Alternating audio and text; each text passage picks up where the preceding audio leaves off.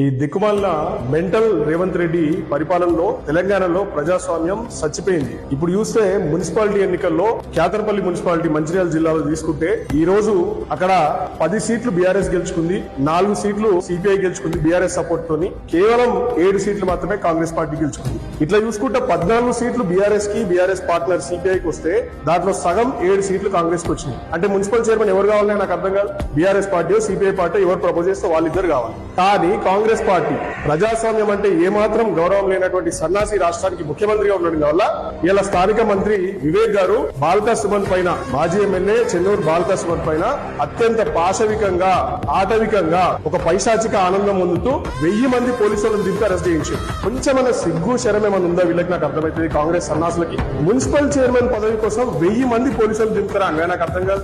ఏం పరిపాలిస్తున్నా రేవంత్ రెడ్డి?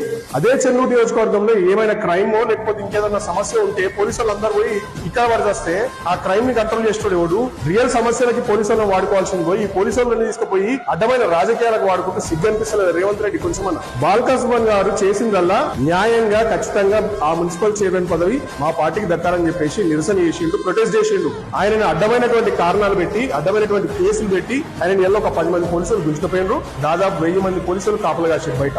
అంటే ఒక దిక్కేమో మీ నాయకుడు, అధినాయకుడు రాహుల్ గాంధీ సొకంపుస మాటలు మాట్లాడుకుంటా ఓ బుక్, కాన్స్టిట్యూషన్ ఆఫ్ ఇండియా రాజ్యాంగం బుక్ పట్టుకుంటా దేశయాత్ర చేసుకుంటా మేము రాజ్యాంగాన్ని కాపాడుతున్నాం, మేమే అసలు చూసారైన రాజ్యాంగ పరిరక్షకులం అని చెప్పుకుంటా సన్నాసి మాటలు చెప్పుకుంటా తిరుగుతాడు. ఇంకో దిక్కేమో ఈ రాష్ట్రంలో ఉన్నటువంటి సన్నాసి రేవంత్ రెడ్డి అదే ప్రజాస్వామ్యాన్ని మిట్ట నిలువున, మిట్ట మధ్యాహ్నం తెలంగాణ రాష్ట్రంలో ఊచకోత వస్తుంది, సర్వనాశనం చేస్తున్నాడు రాష్ట్రాన్ని. ఎక్కడ వరకు అక్కడ పోలీసు రాజ్యం అయిపోయింది. అలా పోలీసులకు కూడా కొంచెం బుద్ధి, సిగ్గు, జ్ఞానం ఉండాలి. మీరు పనిచేసేది ప్రజలు కట్టే పన్నుల ద్వారా వచ్చే జీతాలతో.